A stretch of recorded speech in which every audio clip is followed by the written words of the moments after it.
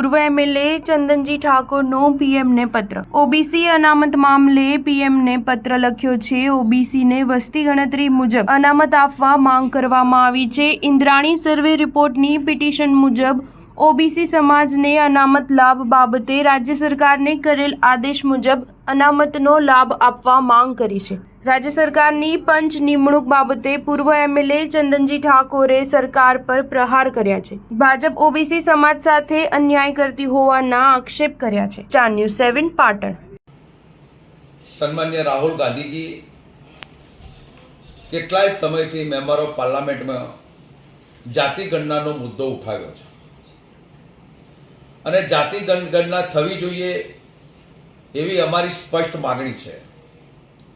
એના અનુસંધાનમાં મારે આ દેશના વડાપ્રધાન સન્માનીય નરેન્દ્રભાઈ મોદી સાહેબને ટપાલ લખી, મુખ્યમંત્રી ગુજરાતને પણ ટપાલ લખી છે અને એના ભાગરૂપે આજે જે ઓબીસી કમિશન જે રચના કરવાના છે એમાં એક સભ્યની કરવામાં આવી છે। ખરેખર પંચ હંમેશા 5 સભ્યોનું હોય। એના ચીફ સેક્રેટરી પણ ઠરાવ કરીને આપે છે, સ્વાગતનામું રજૂ કરીને આપે છે કે 2 સભ્યો 2 સભ્યોનું કમિશન હો હાઈકોર્ટમાં આપે છે।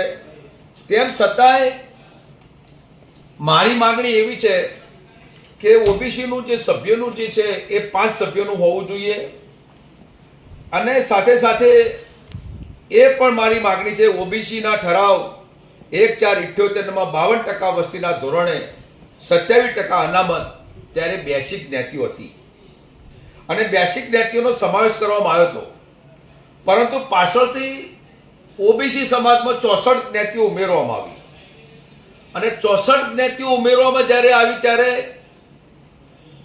અનામતની જે ધોરણ 52%નું જે રેશિયો 146 જ્ઞાતિ થઈ છતાં એનું બજેટનું જે ક્ષેત્ર હતું એ તેના હક અને અધિકારો ત્યાં રહ્યા અને એના જે આજે સમગ્ર ઓબીસીને જે 27% અનામતથી જે મોટું એમાં 146 જ્ઞાતિનો જે ઉમેરો થયો એનાથી ઓબીસી સમાજમાં બહુ મોટું નુકસાન થયું છે। એ નુકસાન એટલા માટે થયું છે કે જ્યારે 84 જ્ઞાતિઓ હતી ત્યારે પણ એનો રેસ ભંડોળ આટલો હતો તો 146 જ્ઞાતિમાં રેસનો ભંડોળ કેટલો હોવો જોઈએ?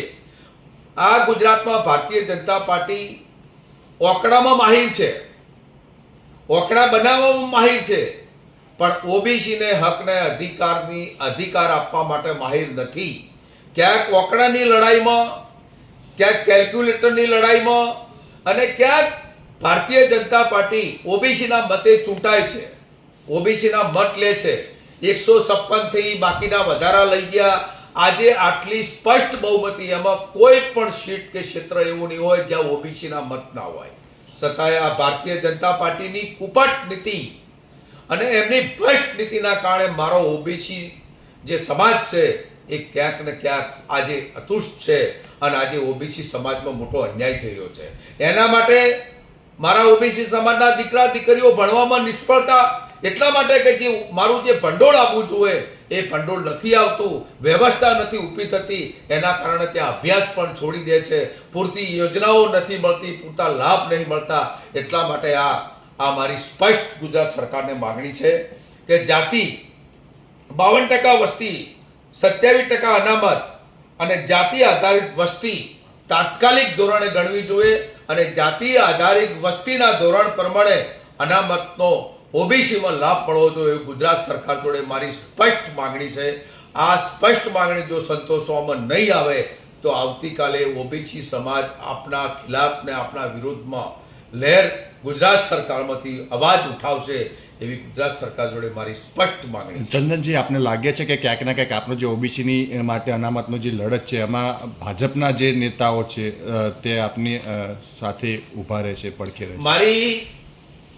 તમારો ખૂબ સારો પ્રશ્ન। મારી સ્પષ્ટ માગણી છે ભારતીય જનતા પાર્ટીમાં જે ઓબીસી સમાજના જે આગેવાનો જે છે, ઓબીસી સમાજના જે ધારાસભ્યો છે, ઓબીસી સમાજમાં ચૂંટાયેલો જે તાલુકા પંચાયતનો, જિલ્લા પંચાયતનો જે ડેલિગેટ છે અને ઓબીસી સમાજમાં જે ભારતીય જનતા પાર્ટીમાં જે પદાધિકારી છે એને મારી સ્પષ્ટ વિનંતી છે કે આપ પણ આવો આપણો અવાજ ઉઠાવો. તમારા દીકરા દીકરીઓના અભ્યાસને હકના અધિકાર માટે 1978માં જ્યારે આ કાયદો જ્યારે બનાવવામાં આવ્યો, જ્યારે ગણવામાં આવી, એ દિવસે જે બેસિક જ્ઞાતિઓ હતી આજે 146 જ્ઞાતિઓથી ભલે એનું બજેટમાં વધારો થાય અને અનામતના જે ધોરણે એમાં રેશિયો વધારો કરવામાં આવે એવી આ ભારતીય જનતા પાર્ટીના જે લીડરો છે અને ભારતીય જનતા પાર્ટીના જે ચૂનેલા જે પદાધિકારીઓ છે એમને પણ મારી વિનંતી છે કે તમારો અવાજ સરકારમાં માનનીય મુખ્યમંત્રી સુધી અને માનનીય વડાપ્રધાન સુધી પહોંચાડો એવી આપને રિક્વેસ્ટ કરું છું ને વિનંતી પણ કરું છું.